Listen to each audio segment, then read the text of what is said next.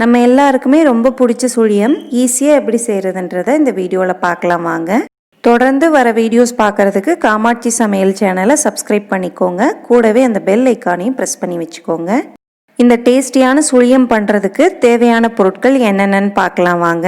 1/2 cup கடலைப்பருப்பு, 1/4 cup துருவன தேங்காய், 3/4 cup வெல்லம், வாசனைக்காக 2 ஏலக்காய், 1/4 கப் மைதா, 1 டேபிள் ஸ்பூன் அரிசி மாவு, 1 சிட்டிகை உப்பு, எண்ணெய் பொரிக்க தேவையான அளவு. நம்ம எடுத்து வச்சுருந்த 1/2 கப் கடலைப்பருப்பை தண்ணி ஊற்றி 2 மணி நேரம் ஊற வச்சுக்கலாம். 2 மணி நேரத்துக்கு மேலே ஊற வைக்க வேண்டாம். இப்போ 2 மணி நேரம் ஆயிடுச்சு. கடலைப்பருப்பு நல்லா ஊறி வந்திருக்கு. இதை இப்போ வேக வச்சுக்கலாம்.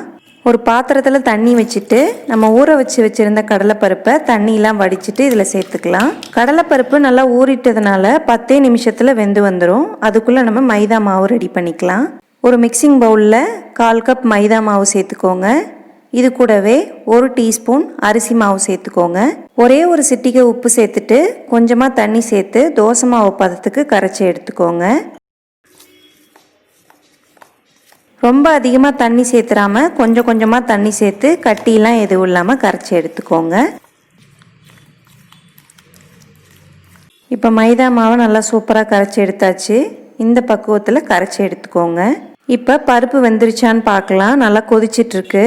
ஒரு பருப்பை எடுத்து இப்படி மசிச்சு பார்த்தீங்கன்னா மசிஞ்சு வரணும். இப்போ அடுப்பை ஆஃப் பண்ணிவிட்டு தண்ணியெலாம் எதுவும் இல்லாமல் வடிச்சிட்டு மிக்சி ஜாரில் சேர்த்துக்கோங்க. இப்போ இதை ரொம்ப ஃபைன் பவுடராக அரைக்காமல் கொஞ்சம் கொரப்பாக இருக்கிற மாதிரி அரைச்சி எடுத்துக்கோங்க. வாணலியில் நம்ம எடுத்து வச்சுருந்த 3/4 கப் வெல்லத்தை சேர்த்துக்கலாம். வெல்லம் மூழ்கிற அளவுக்கு தண்ணி சேர்த்துக்கோங்க. ரொம்ப அதிகமாக தண்ணி சேர்க்க தேவையில்லை.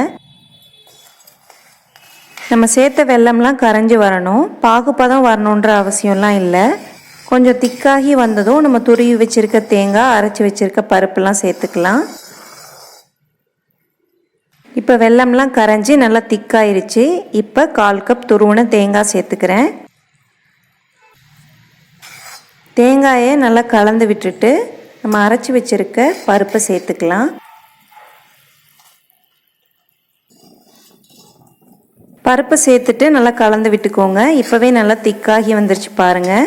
வெல்லம், தேங்காய், பருப்பெல்லாம் எல்லா பக்கமும் நல்லா கலந்து வர மாதிரி நல்லா கலந்து விட்டுக்கோங்க. இந்த பருப்பு பூரணத்தை சும்மாவே சாப்பிட்லாம், அவ்வளோ டேஸ்ட்டாக இருக்கும். விருப்பப்பட்டால் இது கூட நெய்யில் முந்திரி, திராட்சையெல்லாம் வறுத்து கூட சேர்த்துக்கலாம். நான் இன்றைக்கி அதெல்லாம் எதுவும் சேர்க்கலை. அடுப்பை சிம்லேயே வச்சுட்டு இந்த மாதிரி கலந்துக்கோங்க. இதெல்லாம் நல்லா கலந்ததுக்கப்புறம் கடைசியாக 1 டீஸ்பூன் ஏலக்காய் தூள் சேர்த்துக்கோங்க. நல்லா திக்காகி வந்துருச்சு. இப்போ அடுப்பை ஆஃப் பண்ணிட்டு தான் நான் கலந்து விட்டுட்ருக்கேன். இதை வேறு ஒரு பாத்திரத்துக்கு மாற்றிட்டு ஆறுனதுக்கப்புறம் நம்ம உருண்டை பிடிச்சிக்கலாம். 10 நிமிஷத்துலேயே பூர்ணம் நல்லா ஆறிடுச்சு. இந்த மாதிரி சின்ன சின்ன உருண்டைகளாக உருட்டி எடுத்துக்கோங்க. இந்த மாதிரி எல்லா பூர்ணத்தையும் உருண்டை பிடிச்சி வச்சிட்டிங்கன்னா டக்குன்னு எண்ணெயில் போட்டு பொரித்து எடுத்துக்கலாம். ஃபெஸ்டிவல் டைமில் டைம் சேவ் பண்ணுறதுக்கு முத நாள் நைட்டே கூட நீங்கள் இந்த பூரணத்தை ரெடி பண்ணி வச்சுக்கலாம். மறுநாள் காலையில் மைதா மாவு மட்டும் ஃப்ரெஷ்ஷாக கரைச்சிட்டு எண்ணெயில் போட்டு பொரித்து எடுத்துக்கலாம். இப்போ நான் செஞ்ச அளவுகளுக்கு எனக்கு 13 பூரண உருண்டைகள் கிடச்சிது. வாணலியில் பொரிக்க தேவையான அளவு எண்ணெய் ஊற்றிக்கோங்க. எண்ணெய் இப்போ சூடாயிட்ருக்கு. நம்ம உருட்டி வச்ச பூரண உருண்டையை மைதா மாவில் சேர்த்துட்டு உருண்டையில் எல்லா பக்கமும் மைதா மாவு படுற மாதிரி ஊற்றிக்கோங்க.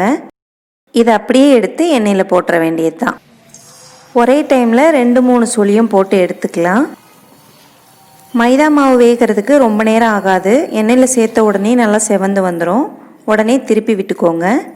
எண்ணெய் சூடானதும் அடுப்பை சிம்லேயே வச்சுக்கோங்க. அப்போ தான் கருகாமல் இருக்கும். பூரணமும் ஏற்கனவே வெந்ததுனால ரொம்ப நேரம் எண்ணெயில் போட்டு பொரிக்க தேவையில்லை. எல்லா பக்கமும் நல்லா செவந்ததும் எண்ணெயிலேருந்து வடித்து வெளியில் எடுத்துக்கலாம். இதே மாதிரியே நம்ம ரெடி பண்ணி வச்சுருக்க எல்லா பூரண உருண்டையையும் மைதா மாவில் டிப் பண்ணி பொரித்து எடுத்துக்கலாம். மைதா மாவு ரொம்ப தண்ணியாக கரைச்சிட்டிங்கன்னா பூரணத்தோடு ஒட்டாது. அந்த மாதிரி சமயத்தில் மறுபடியும் கொஞ்சம் மைதா மாவு சேர்த்துட்டு கலந்துக்கோங்க. அப்போ நல்லா கோட்டாகி வரும். சூப்பரான சுவையில் சுழியம் ஈஸியாக ரெடி ஆயிடுச்சு. இதே மாதிரி நீங்களும் உங்கள் வீட்டில் செஞ்சு பாருங்கள். எப்படி இருந்துச்சுன்னு கமெண்ட் செக்ஷனில் சொல்லுங்கள். நல்லா சாஃப்டாக ரெடியாக இருக்குது.